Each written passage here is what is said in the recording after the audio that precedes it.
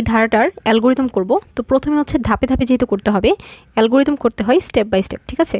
তাহলে প্রথমেই স্টেপ ওয়ানে সবসময় অ্যালগোরিদমটা স্টার্ট করতে হয়, বা একটা অঙ্ক হচ্ছে তোমাকে স্টার্ট করতে হবে।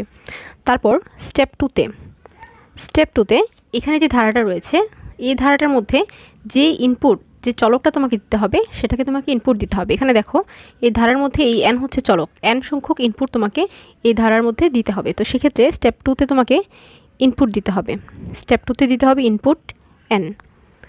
এবার স্টেপ থ্রিতে গিয়ে লিখতে হবে এই ধারাটির যোগফল এবং হচ্ছে ইনিশিয়াল ভ্যালু। ধারাটির যোগফল এবং ইনিশিয়াল ভ্যালু, যোগফল মানে হচ্ছে যে কোনো একটা ধারার শুরুতে, একদম শুরুতে সবসময় ধারার যোগফল থাকে 0, s ইকুয়ালস টু 0 সবসময়। স্টেপ থ্রিতে যে কোনো ধারার ক্ষেত্রে স্টেপ থ্রিতে s এর মানটা সবসময় কী হয়, প্রথমে 0 হয়। এবং i মানে হচ্ছে ইনিশিয়াল ভ্যালু। একটা ধারার প্রথম যে মানটা সেটা হচ্ছে ওই ধারার ইনিশিয়াল ভ্যালু বা i এর মান। তো এই ক্ষেত্রে দেখো এই ধারাটার মধ্যে প্রথম যে মানটা এটা কি 3, তাহলে এখানে i এর মান হবে কি 3।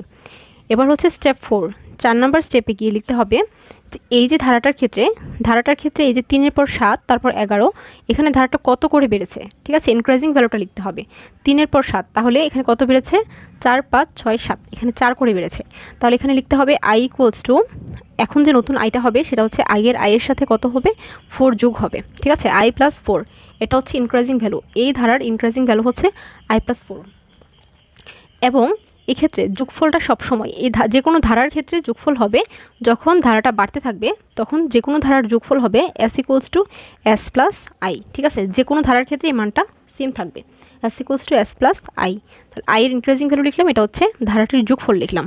এখন ধারাটির যে যোগের প্রক্রিয়াটি আমরা লিখেছি সেটা কতক্ষণ চলবে, স্টেপ 5-এ এসে এখানে একটি কন্ডিশন দিতে হবে। এই ধারার ক্ষেত্রে কন্ডিশন হচ্ছে ইফ, যদি এই যে i এর মানটা যে বাড়ছে সেই মানটা কতক্ষণ পর্যন্ত চলবে, যতক্ষণ পর্যন্ত i এর মানটা n এর সমান বা ছোট থাকবে। যদি ধরি আমরা এখান থেকে মানটা যাওয়ার সময় ধরি n এর মান আমরা যদি 30 ধরি, তাহলে এই 30 থেকে যখন i এর মানটা বড় হয়ে যাবে তখন ধারাটা স্টপ মানে বন্ধ হয়ে যাবে। তো সেক্ষেত্রে ধারাটা চলবে। এখানে আমরা শর্ত দিতে হবে, স্টেপ 5-এ শর্ত দিতে হবে if i less than equal n।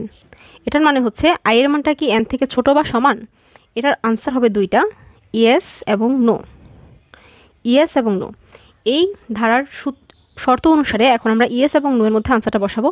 খেয়াল করি, ধারার প্রশ্ন অনুসারে ইফ, যদি i less than equal n, যদি i এর মানটা n থেকে ছোট বা সমান থাকে ততক্ষণ পর্যন্ত ধারাটা চলবে। তার মানে ধারার প্রসেসটা কিন্তু চলছে 4 নাম্বার স্টেপে।